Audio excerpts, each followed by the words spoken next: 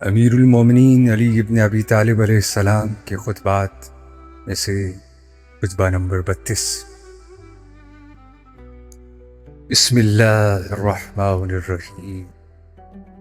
اے لوگو، ہم ایک ایسے کج رفتار زمانے اور ناشکر گزار دنیا میں پیدا ہوئے کہ جس میں نیکوکار کو خطا کار سمجھا جاتا اور ظالم اپنی سرکشی میں بڑھتا ہی جاتا ہے۔ جن چیزوں کو ہم جانتے ہیں ان سے فائدہ نہیں اٹھاتے، اور جن چیزوں کو نہیں جانتے انہیں دریافت نہیں کرتے، اور جب تک مصیبت آ نہیں جاتی ہم خطرہ محسوس نہیں کرتے۔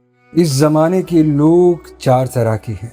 کچھ وہ ہیں جنہیں مفسد انگیزی سے مانے صرف ان کے نفس کا بے وقت ہونا، ان کی دھار کا کند ہونا اور ان کے پاس مال کا کم ہونا ہے۔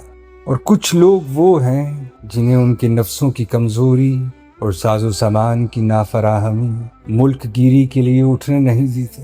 ان حالات نے انہیں ترقی و بلندی حاصل کرنے سے درماندہ و عاجز کر دیا ہے، اس لیے قناعت کے نام سے انہوں نے اپنے آپ کو آراستہ کر رکھا اور زاہدوں کے لباس سے اپنے کو سجا لیا ہے، حالانکہ انہیں ان چیزوں سے کسی وقت کبھی بھی کوئی لگاؤ نہیں رہا۔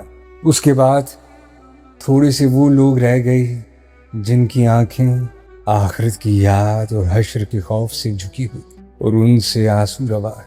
ان میں کچھ تو وہ ہیں جو دنیا والوں سے الگ تھلگ تنہائی میں پڑے ہیں، اور کچھ خوف و ہراس کے عالم میں ذلتیں سہ رہے ہیں، اور بعض نے اس طرح چپ سادھ لی ہے کہ گویا ان کے منہ باندھ دیے گئے ہیں۔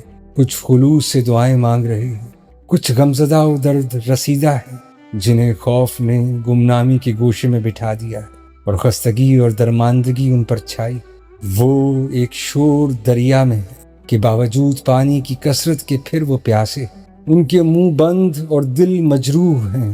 انہوں نے لوگوں کو اتنا سمجھایا بجھایا کہ وہ اکتا گئے، اور اتنا ان پر جبر کیا گیا کہ وہ بالکل دب گئے، اور اتنے قتل کیے گئے کہ ان میں نمایاں کمی ہو گئی۔ اس دنیا کو تمہاری نظروں میں کیکر کے چھلکوں اور ان کے ریزوں سے بھی زیادہ حقیر و پست ہونا چاہیے، اور اپنے قبل کے لوگوں سے تم عبرت حاصل کر، اس سے قبل کہ تمہارے حالات سے بعد والے عبرت حاصل کر، اور اس دنیا کی برائی محسوس کرتے ہوئے اس سے قطع تعلق کر لو، اس لیے کہ اس نے آخر میں ایسوں سے قطع تعلق کر لیا جو تم سے زیادہ اس کے والا و شیدہ تھے۔